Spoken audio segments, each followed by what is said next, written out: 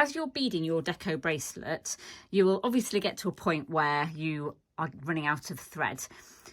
Now, to make your life easier when you're fastening the end of this one off and beginning the start of a new piece of thread, don't leave it too short.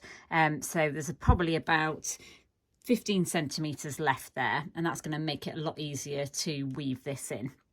So you want to finish at the end of a row. It doesn't matter at which stage of the pattern you're in, just as long as you're ending at the very edge here.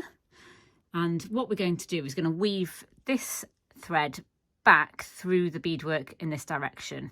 Now, the trick is not to create any new thread paths.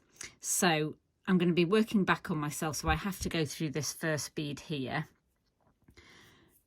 So that little bit of thread's just going to sit with the previous thread there. And then we can work diagonally in either direction initially. So I'll just go up through this bead. The trick is to go slow and steady. You do not want to force your needle through any of the beads. So if it feels like there's resistance, just pull it out and maybe try a different bead. And sometimes your needle will want to go through 2 beads at once. If it feels like it'll go through smoothly, go ahead. But by forcing it through a bead, you could actually break one of these beads. They are made of glass, and if it doesn't take a lot of force sometimes to even just chip an edge. So the other thing to bear in mind is not pulling your needle through at an angle. So you'll notice I'm keeping my needle flat against my beadwork, so this will prevent any damage to the beads. Now I've gone sort of zigzagged back into the centre of the beadwork here. I'm also going to go back on myself, so coming towards me. So I'm going to go through the bead next to where my thread is coming out. So my thread is exiting out of that creamy bead here. So I'm going to go through the bead next to it, back towards myself. So through that bead again, keeping the needle flat. And then I'm going to go through a couple more beads. Oops.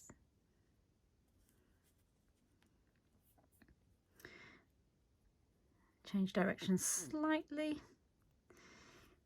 And then I'll do one final turn and go back on myself. So all we're doing is trapping the end of the thread inside the beadwork.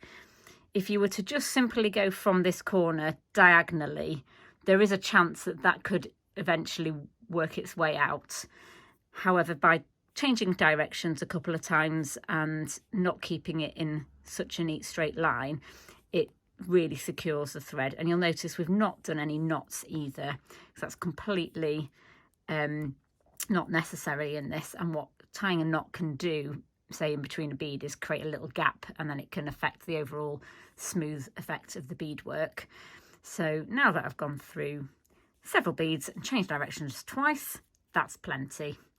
Now the other trick is not to work all the way to the edge of your beadwork before you cut off the excess thread. What you want to do is leave it in between 2 beads, so it's just there off centre, coming out in between these 2 beads.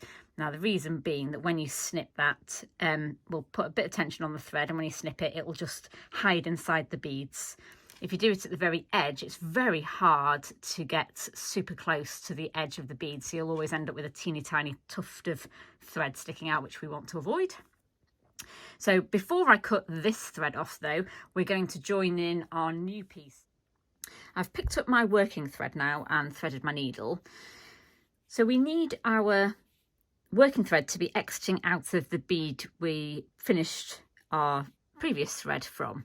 So rather than trying to work our way through the beadwork and come out of this bead, there's something we can do that's helps us end up in the right place, and that's actually take the end of the thread through where we need to finish. So we need to go in the direction that the working thread wants to be exiting out of. So that corner bead.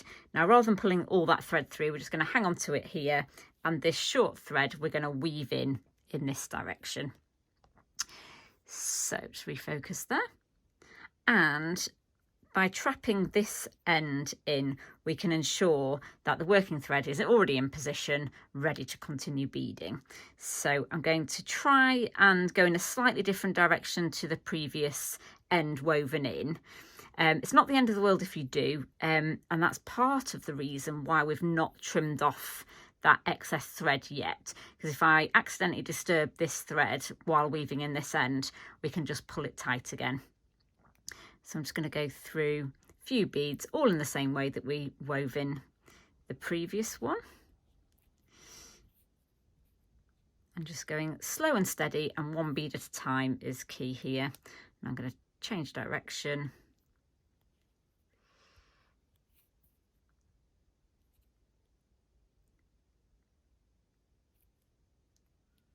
Just keep those ends out of the way.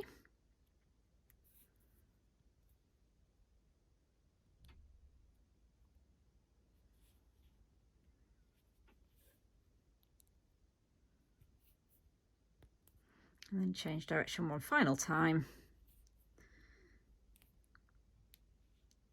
And again, as we did before, we want to finish the thread sort of part way through the beading. So that will do nicely. So we can take the needle off this tail end now, ready to reattach to the working end. And now that both ends are woven in, we can snip those off.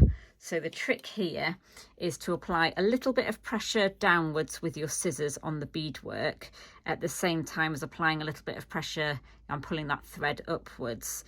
That way, when you snip it, the thread just springs back and sits inside the bead. There we go. And I'll take a closer look there. You can see there's no little bits of thread visible. And now you can thread your needle onto your working end of thread and carry on with your beadwork.